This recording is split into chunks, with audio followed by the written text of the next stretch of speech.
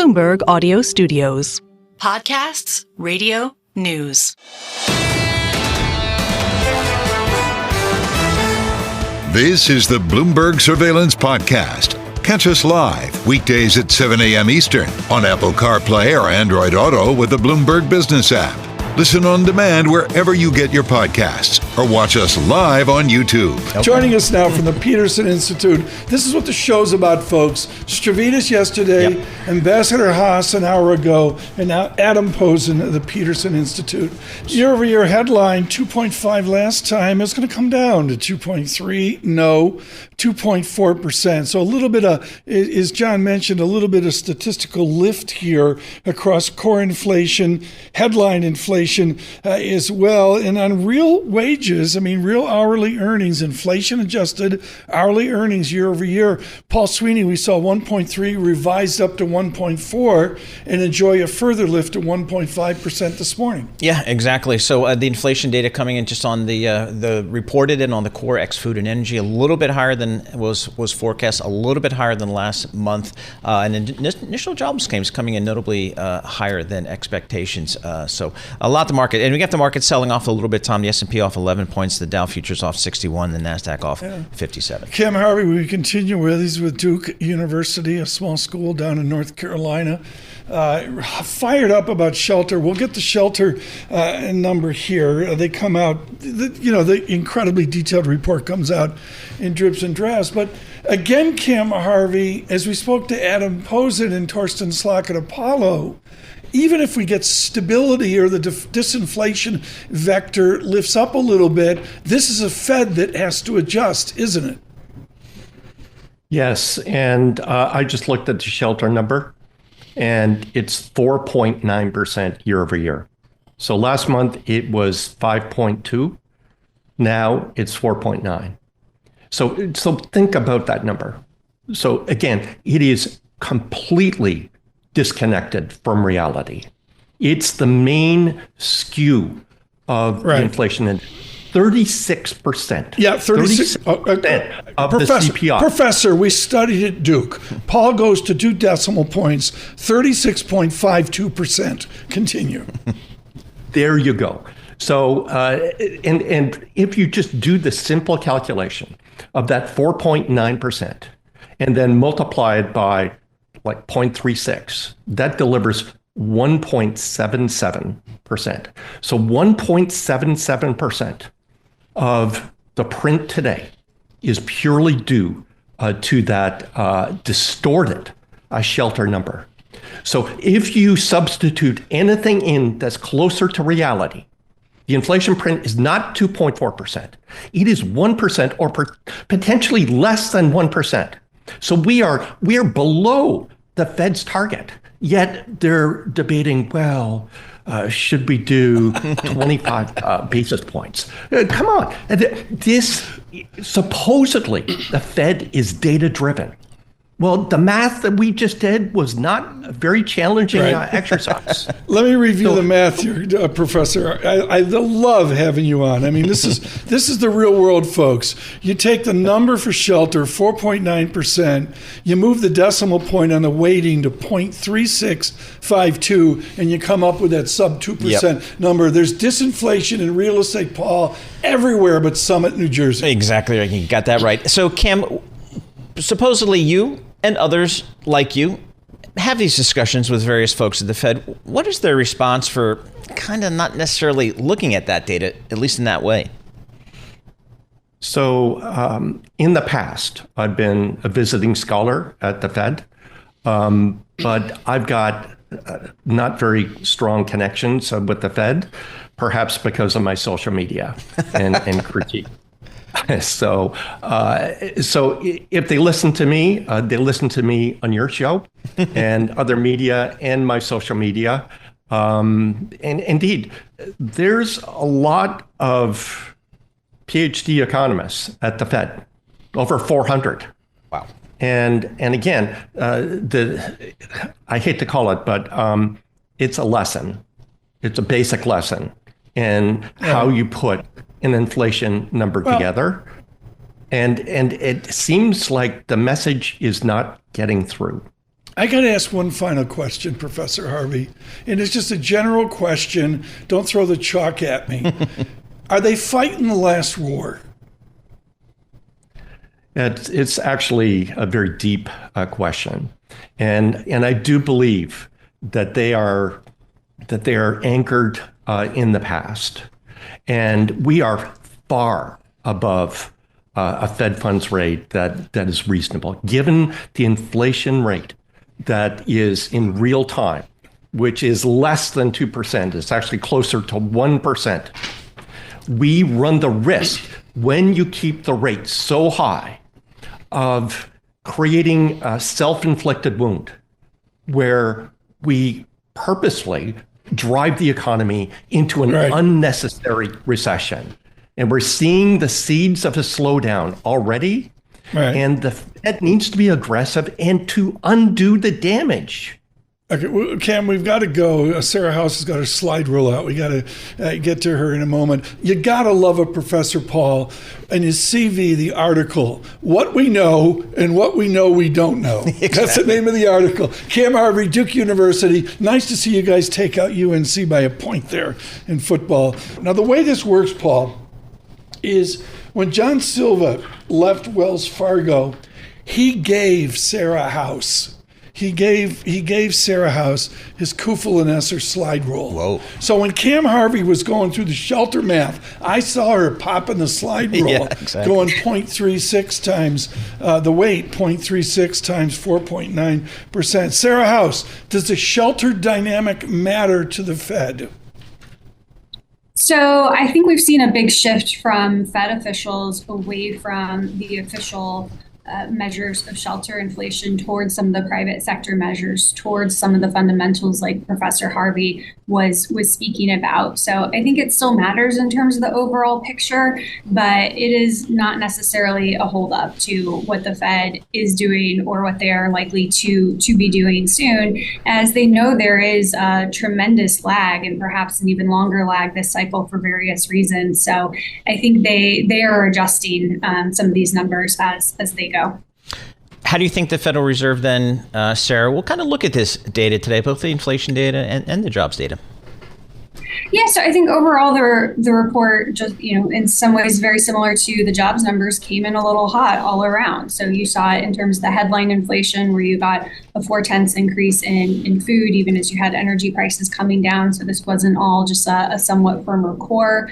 When you look at the core data, so you got a pickup in goods inflation like we were expecting, but it wasn't just a used auto story. It was more broad-based. So there was a 1% jump in apparel. You saw an increase in new vehicle prices as well. And so I think when you combine it with services where, yes, you saw shelter disinflation continue or at least moderate from the big increase we saw last month, you did see other firming in things like transportation services and medical care. So I think overall this might give the Fed, I'm not sure if it's enough to actually pause in terms of their rate cuts, but I think they'll be thinking a little bit more about what is the trajectory of inflation from here. Unfair question 9 minutes after the report, but it's unfair when Thursday here. Sarah Haass, where is food inflation? I'm hearing that, that people like you are saying, oh, it's over. Food inflation is over.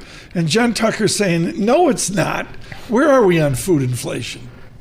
Yeah, so food inflation's been running about 2%, so a little bit lower if you're talking about grocery food inflation, which I think is more salient to most consumers and household, but that's inflation. That's the rate of change. That is not the level jump that we've seen over the past 4.5 years, which I think consumers are still struggling to adjust to. So yes, we've seen a significant moderation in the pace in which prices are going up, that we're still left with an overall noticeably higher level, which is still vexing to consumers.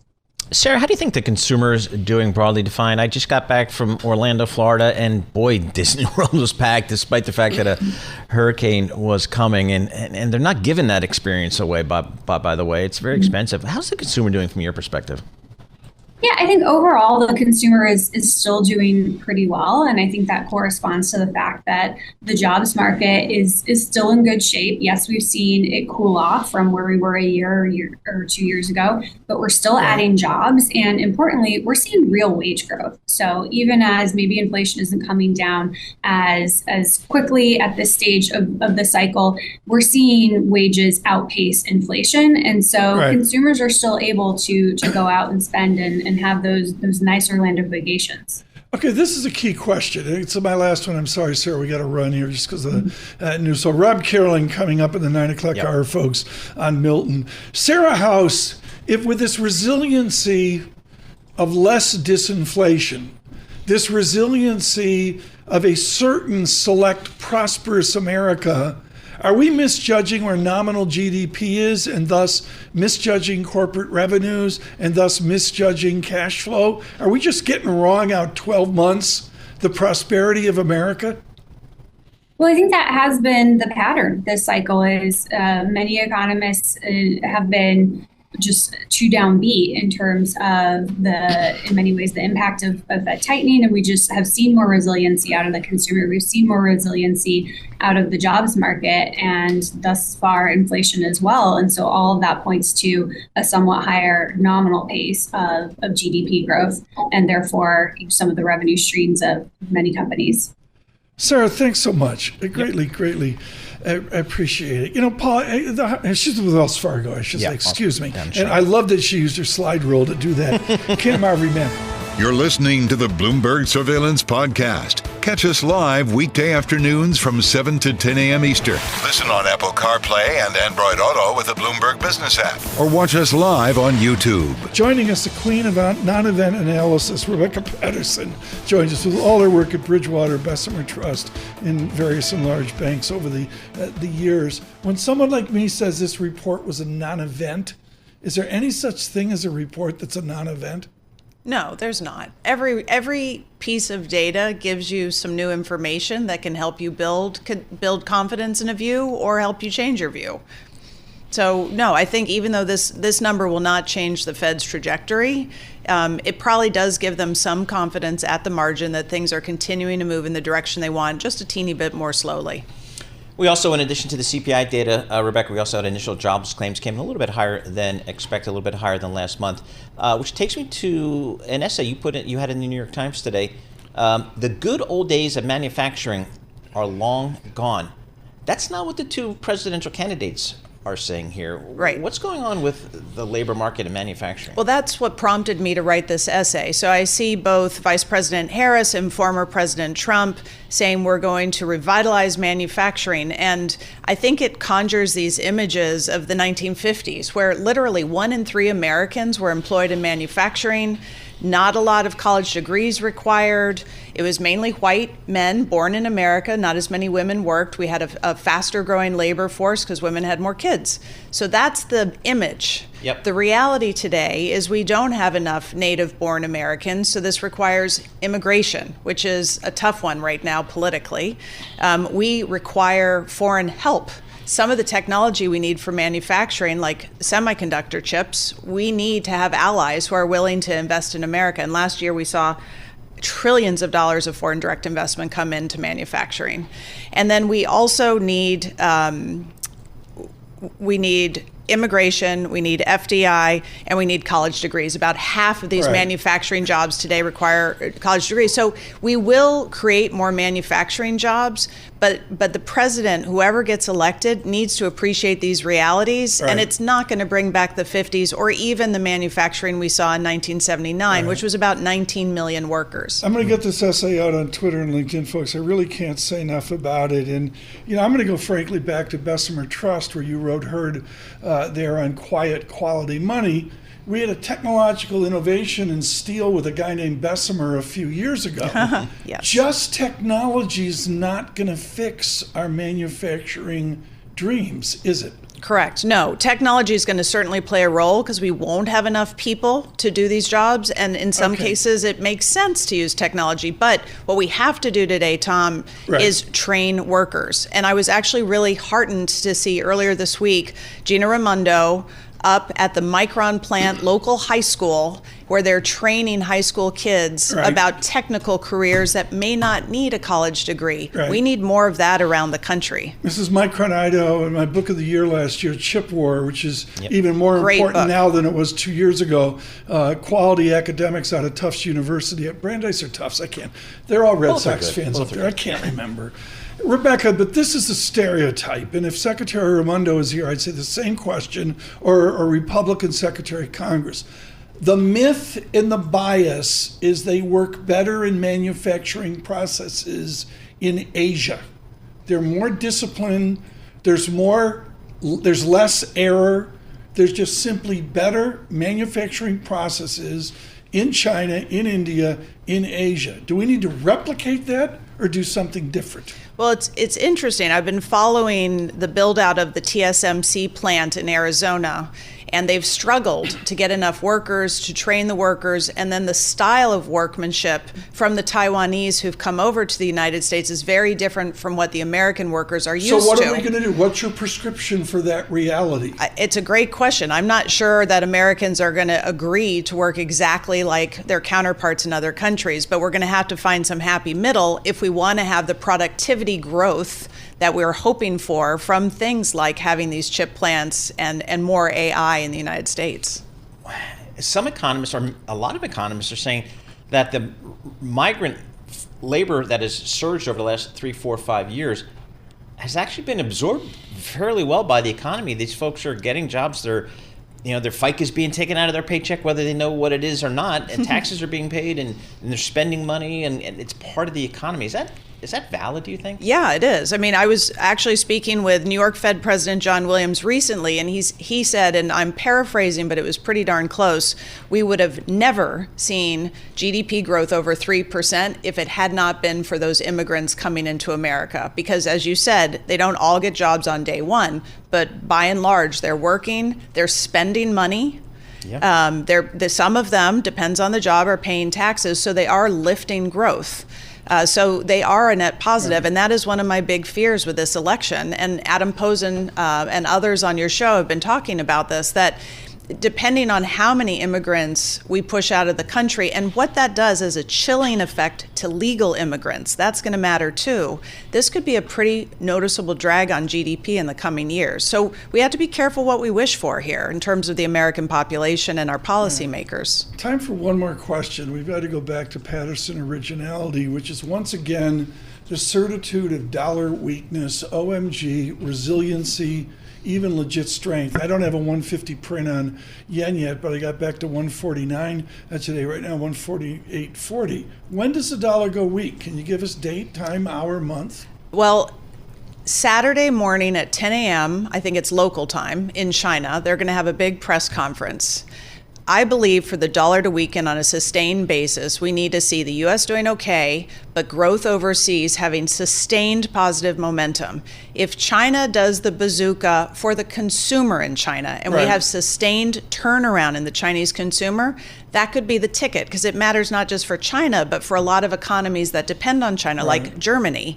If they don't, if they continue to do this drip feed of stimulus and it's more focused on infrastructure and the supply side, then I think the dollar stays strong. And you heard the time zones there with Rebecca Patterson. It's out in the zeitgeist, but the answer is on the other side of the world, all that's going to happen sooner than you think. It's not, like a Saturday. It'll be like something like Friday evening, 7 p.m. No, I think it's literally Saturday in China. Saturday in China. So it's not, Oh, right. I see what you're saying. I need more coffee, Tom. We go to surveillance time zone correspondent John Tucker. Yeah, that's approximately right. Someone rescue me, please. Right. Are we ahead or behind them? In New Jersey, we're right on target. Yeah, Jersey, we're right on. Jersey Shore. New Jersey Standard Time. Bon Jovi could steal that. Rebecca Patterson, thank you so much.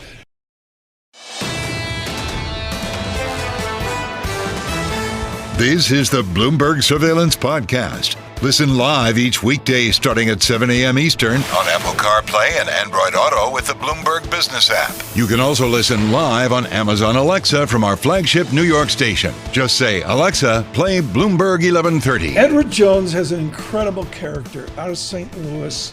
They didn't take that path of hot air. Mona Mahajan represents Edward D. Jones nationwide here. because they talk to real people about real worries. What are your clients doing now? Not what you're telling them. Yeah. What are they doing at Edward D. Jones? Yeah, it's a great question, Tom. And look, we are headed right into year end. We're headed right into that election season. Some of our clients are wondering, should they be doing something? Is this the time to reposition portfolios? Should they be cautious ahead of election season? And really, our financial advisors have done the great job of saying, you know what? This is the time really to lean in to any market volatility. Okay. And that's really because we're seeing the fundamentals remain intact still. What's your measurement? What's the Mahajan exuberance look like right now? How foaming are we? Yeah, it's interesting. I don't think that we are overly exuberant here in the market. There's still a lot of cash on the sidelines in those CDs and money markets. The VIX volatility index is slightly elevated. And of course, we got mixed CPI numbers this morning. We got jobless claims that are elevated.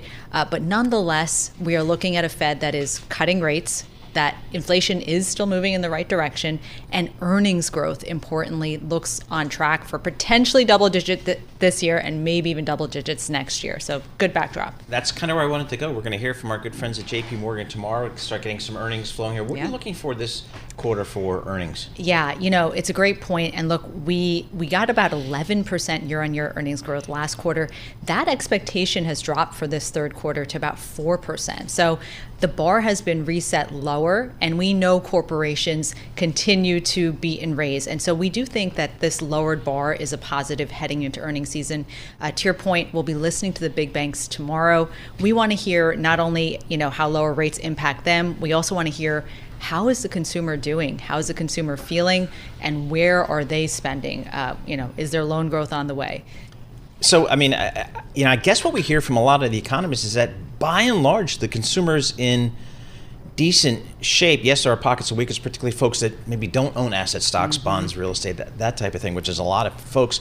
How does that influence kind of the sectors maybe that you look at? Yeah, and it's a good call out. Look, consumption in the U.S. is a little bifurcated. And when you think about the lower income consumer versus the mid and upper income consumer, certainly that lower income consumer has been facing more pressures with inflation continuing to remain elevated, with savings rates moving lower. But about 80% of consumption in the U.S. is driven by that mid and upper income consumer. And they are, to your point, experiencing better wealth impacts from higher stock markets, rebound in housing.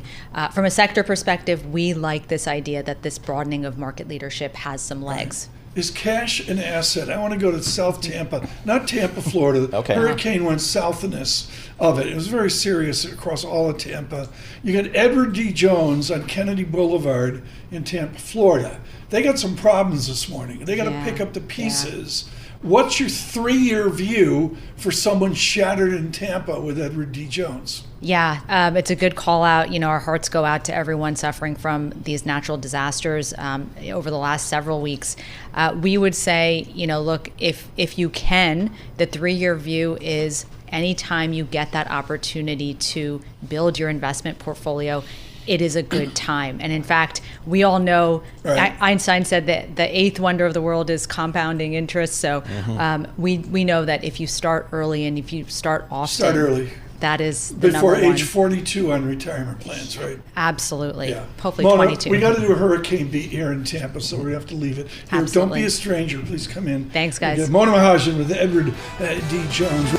This is the Bloomberg Surveillance Podcast. Listen live each weekday starting at 7 a.m. Eastern on Apple CarPlay and Android Auto with the Bloomberg Business app. You can also watch us live every weekday on YouTube and always on the Bloomberg Terminal. Joining us now, Portfolio Manager Nouriel Roubini of Atlas America Fund. It's been way too long, Nouriel. We got to get you in here more and more. You're traveling so much. We hardly see you. You've teamed up with Reza Bundy at Atlas America. Are you running money now? What are you learning running money at Atlas America? We're not yet, actually. We're in quiet period. The city is now approving our thing, so we're launching in November. You're in registration and exactly. And all that. For now, I cannot speak about it. This is going to be something to see Nouriel Roubini run money. In the world we're in, the great post-pandemic shock has been American exceptionalism, American prosperity. Are you willing to say this gift that we have is nothing but trillion-dollar deficits? No, I wouldn't say it's only $1 trillion deficits. I think that a whole bunch of things have happened. We had the Infrastructure Act, we had the IRA, we had the CHIPS Act, we had actually loose migration policies that led to an inflow of workers that increased the labor supply growth and reduced the inflation. So certainly the fiscal stimulus has helped at the margin, but I think also we consider this AI revolution a significant increase in capex by the private sector. Potential growth of the U.S., given technological innovation by the end of this decade, could be, in my view, higher than 3%. That's a revolution, right? China might be growing less than 3% by the end of this decade. U.S. might be growing faster than China. I know it's a bit of a bold prediction to make, but I think that in spite of the dysfunctionality of our political system, we're totally partisan and you name it, the private sector innovation is such in lots of the technologies and industry of the future. It's not just AI, it's robotic, automation, biomedical research, space exploration, new weapon system, ag tech, green tech, quantum computing. There is a flurry of new technology going to radically change the economy. And I think part of the strength of the economy that's been growing fast, the potential, in spite of the Fed for the last few years tightening, is there is a shift, there is a regime shift. Nouriel, you mentioned before we went on the air, they're going to be traveling pretty extensively over the coming weeks here. I suspect internationally, they're going to be asking you about your thoughts on the U.S. election coming up.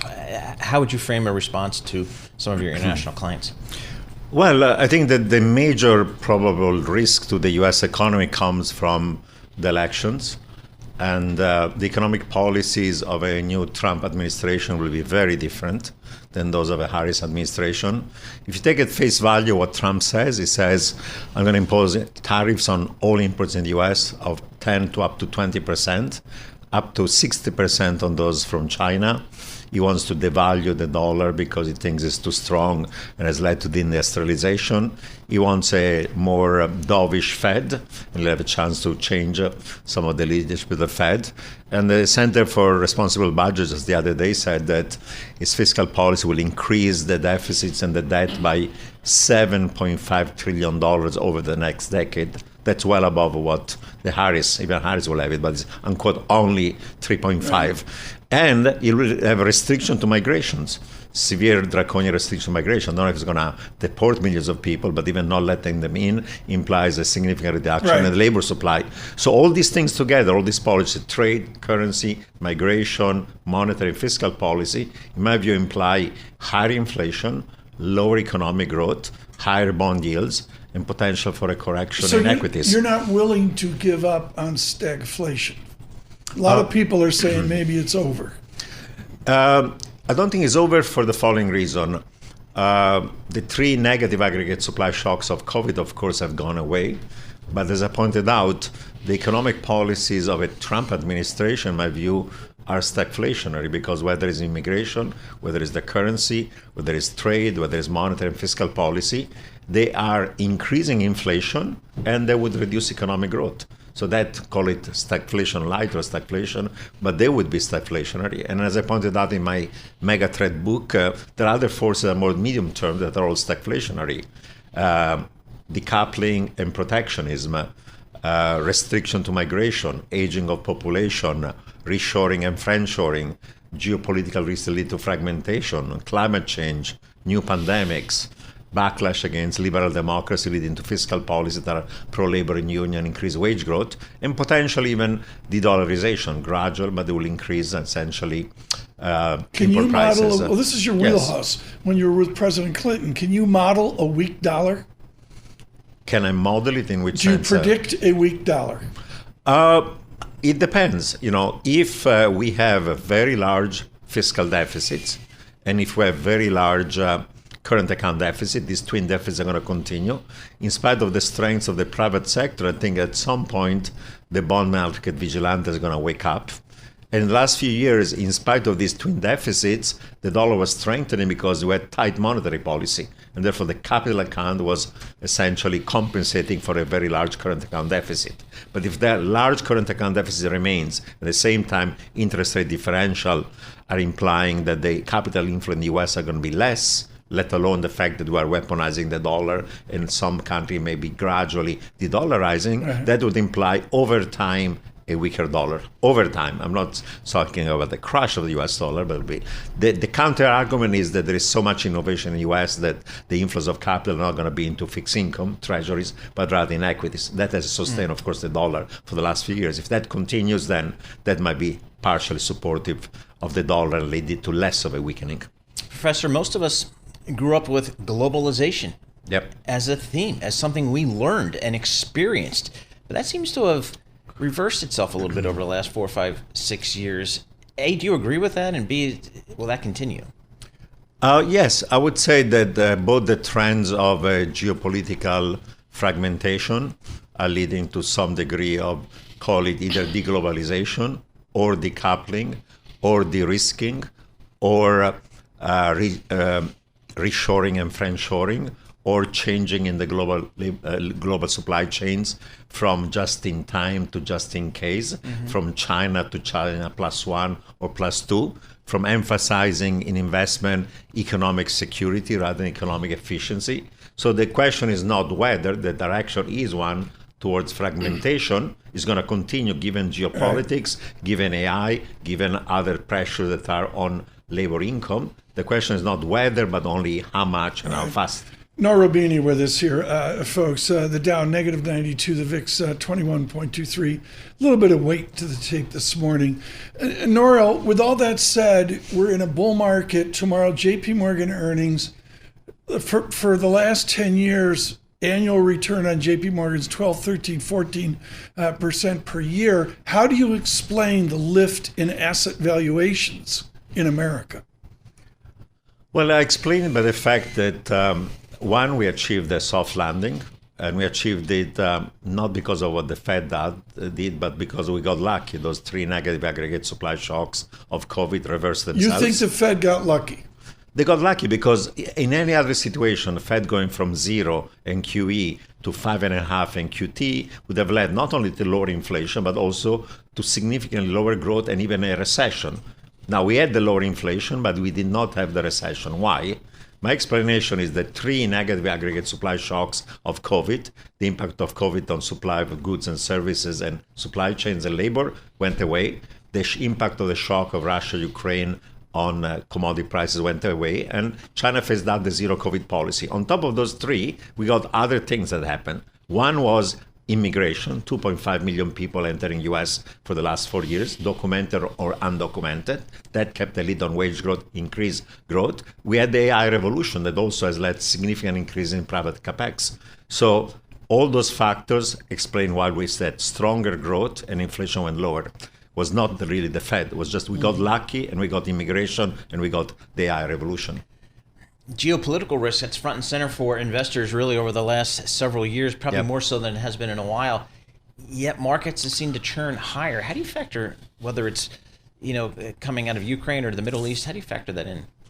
Well, my explanation is that for the time being, markets have correctly estimated that all these conflicts are regional rather than global.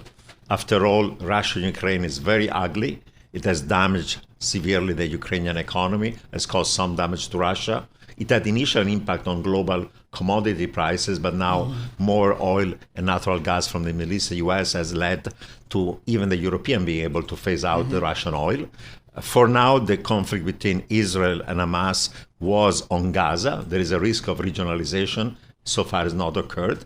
And the Cold War between US and China is a Cold War, but is probably not escalating at the speed it's going to become a hot war in the short run or having global consequences. So I think markets have correctly said these things are terrible for specific countries and regions, but they don't have a global impact. Of all of them, I would say the biggest risk today is that if Israel were to go and strike Iran, and there is a consensus within Israel, not just on the right, Netanyahu, but even people that are on the opposition, like Benny Gantz has said, we have to get rid of this regime in Iran. Then if Israel were to go to try to achieve regime change in Iran, you could have really a conflagration in the Gulf. You could have essentially the production and export of oil from the Gulf being blocked for several months. And you could have a shock like 1973 Yom Kippur or 1979 Islamic Iranian Revolution. I think that's the biggest risk. And by the way, if Trump gets elected, the chance is going to give a green light to Netanyahu to go and say, bomb the hell out of Iran, get rid of the regime, will be higher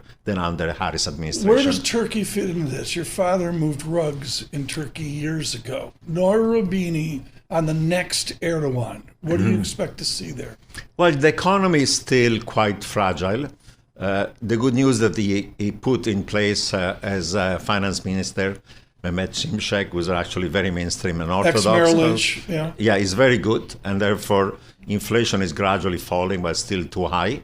But they're going at least in the direction that are less heterodox economic policy and gradually more orthodox one. So I would say that actually Turkey is a country that, based on overall fundamentals, strong manufacturing sector, innovation, good financial sector, could do well. Okay, for Atlas America, we've heard this, Nouriel. Are you telling me, I got 30 seconds, are you telling me you're long Turkish lira? Is that going to be your first trade here? No, I'm not long Turkish lira because the inflation rate is still too high.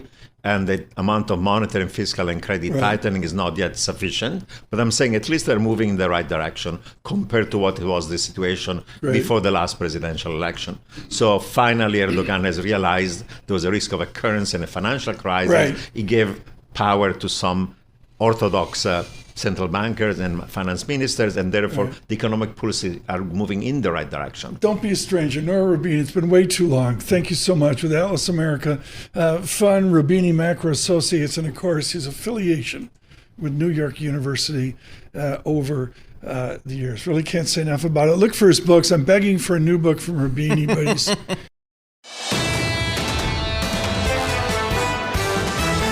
You're listening to the Bloomberg Surveillance Podcast. Catch us live weekday afternoons from 7 to 10 a.m. Eastern. Listen on Apple CarPlay and Android Auto with the Bloomberg Business app. Or watch us live on YouTube. This is a joy. Without question, our conversation of the day is our conversation with James Stavridis yesterday really shed some light on where this nation is going with their foreign policy. Richard Haass has served both Republicans and Democrats. We're not going to talk about Harris-Trump. He'll serve as Secretary of State for either one, whoever wins. But we will speak to Richard Haass about the many foreign policy issues of this nation. Richard Haass, you invented the Internet and International Relations at CFR, the Middle East Challenge for the United States, James Lindsay, Stephen A. Cook, and Amy Hawthorne. The Middle East Challenge, where are we in our Eastern Mediterranean policy in 12 months? I would think the Middle East looks not dissimilar from the way it looks now, Tom. When peace is not at hand. This is think of it as like California, multiple earthquake fault lines. So Middle East has the Israel-Iran fault line. There's Hezbollah, there's Hamas, in Gaza, there's the West Bank. All of these fault lines are going to be churning to one degree or another. At the moment, diplomacy has virtually no role, and these are going to be low or maybe medium intensity conflicts. What happens if you stop talking? Not a whole lot. Diplomacy hasn't shaped things. All these calls for ceasefire have been more rhetorical than real. And the real question right now, I think, how far does Israel plan to go in Lebanon? What's their definition of success? Will Israel introduce a strategic after policy in Gaza? Will they continue to militarize relations in the West Bank? And most important, what is Israel prepared to do or not to do when it comes to Iran, and how would Iran retaliate? Richard, how concerning or how surprising is it to you the waning influence of the U.S. during this conflict here? It seems like Mr. Netanyahu and Israel is basically not paying much attention to the U.S. Well, it seems that way because that's the way it is. Yeah. He's discounted U.S. pressure. Better to ask for forgiveness than permission is clearly his motto. He believes he has a base of support in the United States that could challenge any president if the president decides to move against him. Plus, this administration has made the mistake of putting almost all of its eggs in what I would call the persuasion basket. Persuasion is easy to push back against rather than carrying out a serious independent policy. So for 12 months, we've implored the Israelis not to do certain things in Gaza, and for the most part, they've rejected us with no cost. July 8th, 14 years ago, Richard Haass presiding, Benjamin Netanyahu, Prime Minister of Israel, at the Council on Foreign Relations. How is he different now from that afternoon, July 8th? It's a good question, Tom. I think the biggest difference is the political context he's put himself in. He's surrounded by people to his far right, some of whom are literally messianic. And he, as a result, has constrained himself. Right. That, plus also his own personal legal challenges, has made him much more of what you might call a wartime prime minister. And it almost goes to your important work in Northern Ireland years ago, in that as Admiral Stavridis yesterday said, look, it's 7 million people, I believe he said, 7 million Jews, I can't remember the exact quote, versus Iran with, I'm going to say, 90 million people. Do we understand the smallness of Israel and their requirement to have allies? Well, it's the smallness of their population, also the smallness of their territory. So, Israel is vulnerable. Or, for example, Iran still has close to 3,000 ballistic missiles it hasn't yet used. No, Israel is dependent on the United States to a large degree for its qualitative military advantage. But again, the Israelis essentially assume that they have American support for the most part. Do they? I mean, don't we have leverage here in this discussion? Well, we have leverage if at times we choose to use it, but it's also part of the challenge facing us is how do we disagree, say, with an Israeli government when it comes to Hamas in Gaza? Mm-hmm. At the same time, we may agree with an Israeli government for the most part in the north vis-a-vis Hezbollah, or obviously versus Iran, and Iran, for example, not being allowed to get nuclear weapons. This is a real foreign policy challenge for any American administration. What do you think the Israelis will do as it relates to Iran here in terms of their response? What I'm hoping they do, well, I think what they will respond. What I'm hoping they do is limit their response to going after sites associated with the production and storage of the kinds of missiles that have attacked Israel. I think that would be proportionate. It would check the germaneness or relevance box. I don't believe they ought to be going after energy installations. Iran could clearly retaliate against the Saudis and others, and I don't think at this moment a strike against the nuclear facilities would either succeed or be strategically warranted. We continue with Richard Haass, the Council on Foreign Relations, Ambassador Haass here on the Eastern Mediterranean. You and John Kerry in discussion. I want you to brief now Harrisites and Trumpites on the nuclear threat. Kerry spent a lot of time worrying about Iran pointing missiles. Give us an update, Ambassador. Yes, John Kerry negotiated an agreement with Iran, which essentially parked the Iranian nuclear challenge for roughly a decade. Donald Trump took us out of the agreement. Since then, Iran has increased the amount of highly enriched uranium, the stuff of nuclear weapons. It's not quite at weapons grade, but it could get there in a matter of days or weeks. Days. But, Tom, what's still missing, as best we can tell, is Iran has not put into place what you would call the weaponization. In order to create a nuclear weapon, you need not just fissile material of a certain degree of enrichment. Sorry to get so wonky here. You also need the casing and the explosives and so forth. So my guess is Iran is somewhere from 6 months to a year away, in part depending on help it might receive from the outside. So if I'm at CFR, I'm having the acclaimed Hors d'oeuvres of the CFR with that coffee and that wine in the afternoon. I am not responsible for the food and drink anymore. And somebody says, Ambassador, Israel can just send missiles in and take out the nuclear capability of Iran. How do you respond to that? They don't know what they're talking about. A lot of the nuclear program is deeply underground and fortified locations, assuming we know where it all is.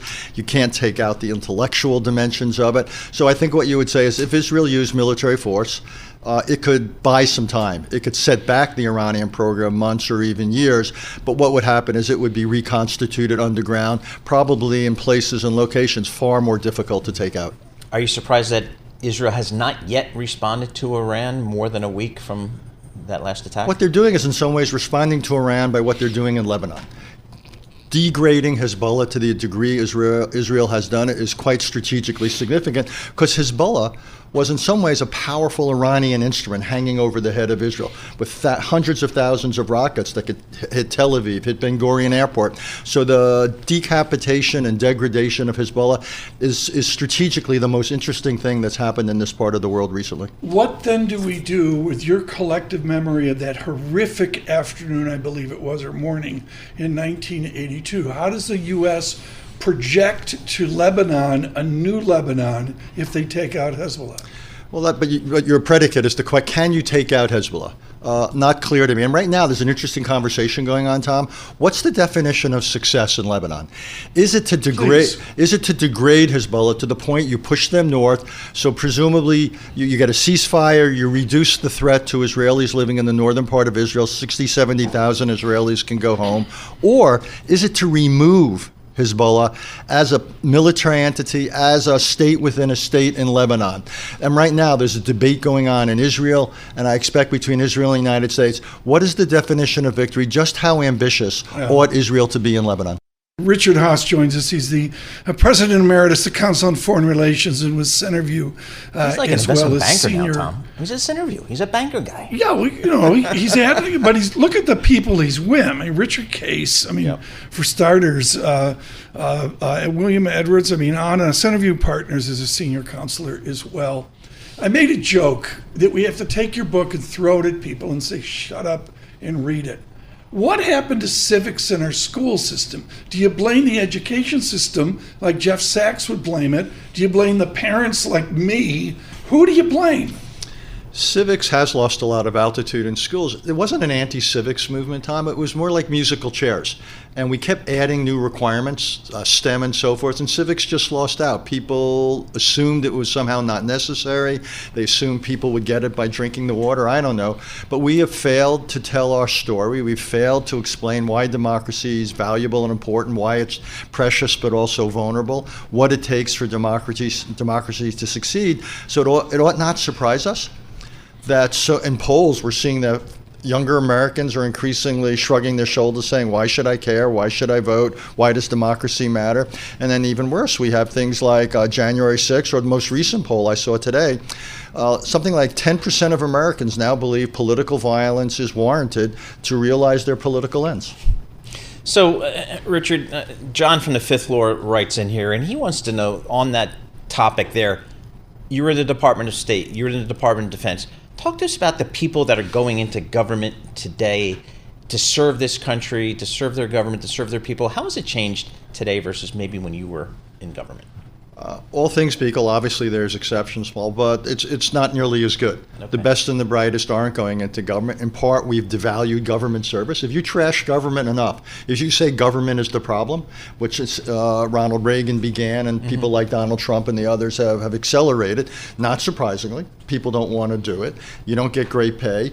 The best and the brightest much more now go to do Goldman Sachs and places here in the financial world. Plus, in the narrow foreign policy conversation, the State Department has been poorly led for the most part in recent years, and it's lost out dramatically to the National Security Council, which essentially is now what Jake Sullivan runs is almost 10 times, literally 10 times the size when Brent Scowcroft ran it. Wow. Afterthought had to do a paper on Vietnam. Richard Haass, you and I lived this. I realized because of the trauma I faced and others I did not serve, I hadn't read a word about Vietnam. I just pushed it aside in my collective ute. So I went out and read Max Hastings' 900 pages. Great book. Great book. Oh, that, just shocking book about Vietnam. And the heart of the matter is we need to get engaged forward. What's the best practice for Trump or Harris foreign policy on November 6th, or frankly, the third week of January? What's the new practice? What we've got to do, Tom, is avoid two extremes, which have, I think, really bedeviled American foreign policy now for several decades. One is overreach, thinking we can transform the world, kind of what W tried to do in Iraq and Afghanistan, and the other is underreach, essentially some flavor of neo-isolationism, assuming that we have no interest in the world, it's not worth it. We've got to find, if you will, the Goldilocks answer, where we continue to do what foreign policy is meant to do, which is shape the foreign policy choices of others, shape what the Russians do in Europe, shape what China does or doesn't do in Asia. That's what American foreign policy needs to do. I mean, I'm of an age where I kind of grew up from a political perspective and from an economic perspective of globalization. And globalization is good, and the U.S. can play a leading role in globalization, and that can be good for most, if not all, of the world.